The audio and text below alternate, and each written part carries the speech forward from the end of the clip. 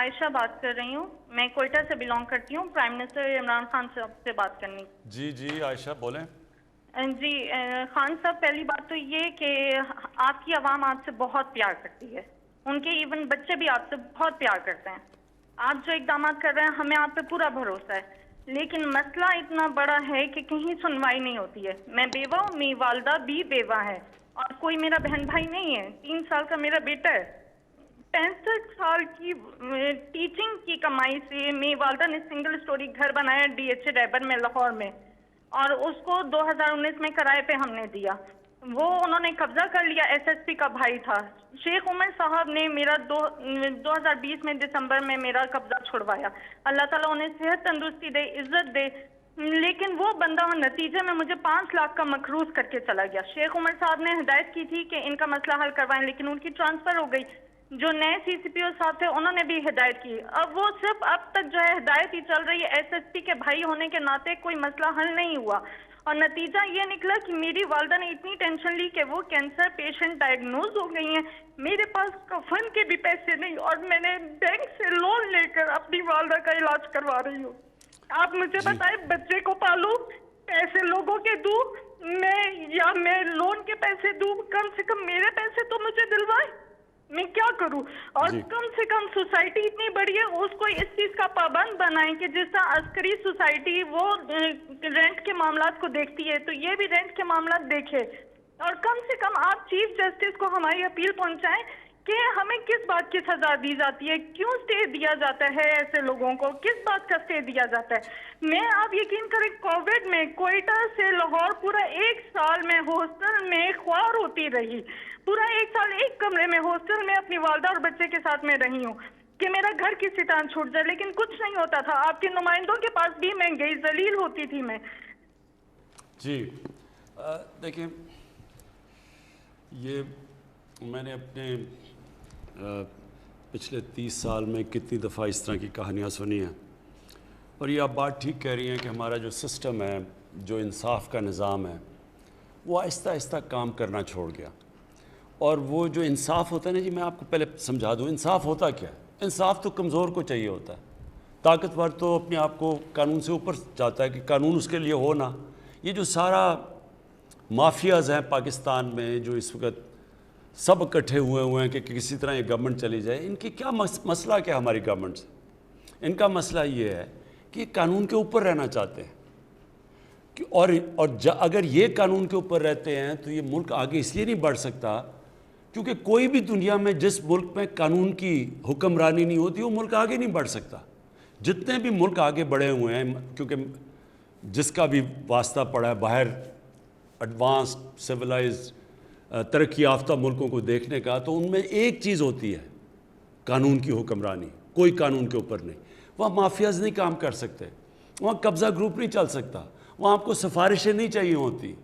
آپ کو prime minister کو ٹیلی فون کر کے نہیں بتانا پڑتا کہ جی میرے گھر کے اوپر قبضہ ہوا ہے اور کسی طاقتور نے، اور ہم ہیں بھی، اور اگر کوئی آدمی بھی نہیں ہے گھر میں مدد کرنے والا تو ان کا کیا بنتا ہے. یہ ساری جو جنگ ہے جو اس کے لیے میں پولیٹکس میں آیا تھا، انصاف کی تحریک، اس ملک میں کمزور کی حفاظت کرنے کے لیے، کمزور کو اور طاقتور کو قانون کے نیچے لانے کے لیے یہ سٹرگل ہے. یہ ساری جو PDM ہے یہ چاہتی ہے ہم قانون کے اوپر ہوں، ہم جو مرضی کریں. کیسز پرانے بنے ہوئے ہیں لیکن ہم ان کو معاف کر دیں، نہیں تو گورنمنٹ کرا دیں گے. یہ بھی وہ شوگر مافیا ہے. انہوں نے کہا جی FIO کون ہوتی ہے ہمارے اوپر کرنے کے لیے؟ وہ انہوں نے جب شوگر ایسوسی ایشن نے FIO کو خط لکھ دیا کہ تم اگر کرو گے ہم چینی کی قیمتوں پر بڑھا دیں گے اگر ہمارے اوپر کارروائی کرو گے. یہ ہر جگہ لوگ بیٹھے ہوئے ہیں. یہ جد و جہد ہے. دیکھیں انصاف کی تحریک ہوتی ہے. انصاف کے لیے قوم کو آزادی کی جنگ لڑنی پڑتی ہے ان مافیا سے، اور یہ ایک جہاد کا نام ہے. یہ اللہ کا حکم ہے کہ میری زمین پہ انصاف قائم کرو. میرا آپ سے یہ وعدہ ہے کہ میری پوری کوشش ہے، جب تک میں اقتدار میں ہوں، جب تک میں نہیں بھی ہوں، میں اس کے لیے لڑوں گا. ہم نے پورے اپنے جو سارا انصاف کا نظام ہے، عدلیہ کے ساتھ بیٹھ کے ریفارمز کے لیے بھی ہم تیار ہیں. اپنے جو ادارے ہیں ان کو بھی ٹھیک کر رہے ہیں. یہ جو اب تک ہمارے آنے سے پہلے نیب کام کر رہی تھی، تو نیب نے کتنے لوگوں کو پکڑا اور ہمارے صرف 2.5 سالوں میں نیب نے کتنا پیسہ ریکور کیا. میں صرف اس لیے آپ کو بتانا چاہتا ہوں کہ اداروں کو جب آپ مضبوط کرتے ہیں, جب آپ ان کو روکتے نہیں ہیں, تو وہ ادارے کتنے بہتر کام کر سکتے ہیں. جب عدلیہ کے اندر آپ انٹرفیئر نہیں کرتے, ڈنڈے سے چیف جسٹس کو نکالتے نہیں, تو عدلیہ بھی پھر تکڑی ہو جاتی ہے. اسی طرح سارے جو ادارے ہیں جب آپ ان کو اپنا کام کرنے دیتے ہیں تو وہ نظر آ جاتا ہے. کیا میں صرف اس لیے آپ کو پہلے یہ بتانا چاہتا ہوں کہ نیب نے 18 سالوں کے اندر 2017 تک 18 سالوں تک صرف 290 ارب روپیہ انہوں نے وصول کیا تھا جو چوری کا پیسہ ہے. ہمارے 2 سالوں کے اندر نیب نے 484 ارب روپیہ ریکور کیا. اینٹی کرپشن پنجاب نے 10 سالوں میں, جو پچھلے 10 سال تھے نون لیگ کے, اس میں صرف 2.6 ارب روپیہ ریکور کیا تھا. ہمارے 2.5 سالوں کے اندر جو زمین ہی صرف انہوں نے ریکور کیا وہ 218 ارب روپیہ. میں صرف آخر میں آپ کو یہ کہہ رہا ہوں کہ یہ ہے جنگ چل رہی طاقتور کو قانون کے نیچے لانے کے لیے. آپ کی تو انشاءاللہ ہم نے نوٹ کر لیا, ہم پوری آپ کی کریں گے, لیکن سسٹم ایسا ہونا چاہیے کہ آپ کو کمپلین نہ کرنی پڑے, سب کو قانون سے ڈرنا پڑے. اور یہ ایک جہاد کا نام ہے, یہ ہم لڑ رہے ہیں انشاءاللہ. جس طرح جا رہا ہے, جس طرح میں نے آپ کو بتایا کہ یہ طاقتور لوگوں سے پیسے وصول کیے ہیں, یہ کبھی پاکستان میں پہلے نہیں ہوا. اتنے طاقتور لوگ جب جیل میں جا کے پھر دھمکیاں دیتے کہ عمران خان تمہیں بھی ہم دیکھ لیں گے, یہ پہلے کبھی انہوں نے جیلوں کے چکر نہیں لگائے.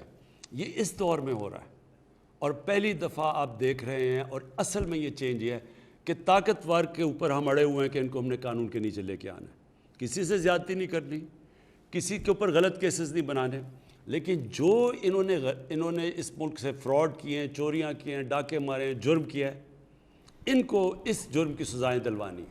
یہ ہم کامیاب ہوتے جائیں گے انشاءاللہ. جیسے ہم کامیاب ہوں گے یہ خود ہی ملک بدلتا جائے گا.